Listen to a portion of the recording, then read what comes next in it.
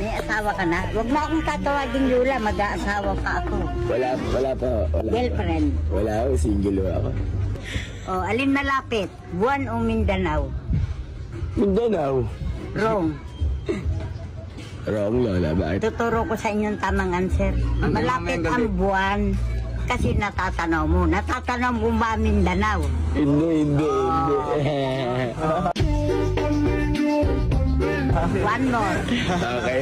Bakit itinayo ang monumento ni Andres Bonifacio? Bakit? Sabi ng mga estudyante dyan, kasi Lola, hero siya para maalaala. hero?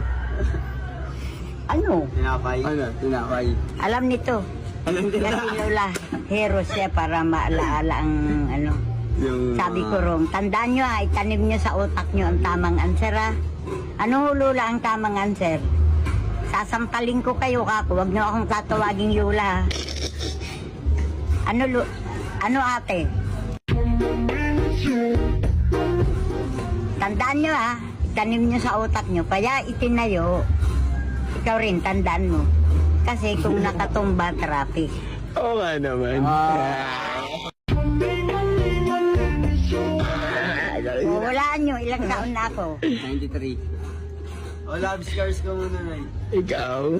Siguro mga 70. Wrong, 82 pala. Wow! 1940, August 15, 1940.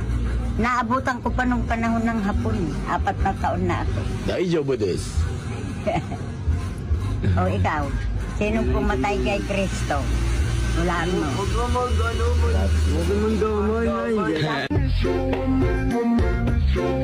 Sabi nung mga pinahuhula ko, mga Hudyo at saka si Judas daw. Wrong. Tandaan nyo ang pumatay kay Kristo, pako. Di ba pinako siya, nakita no? Oo. Joke lang. Ito pogi, pag mga nakakuninong ka. Oo, sige. Ano ba pangalan yan? Kilala mo ba yan? Hindi.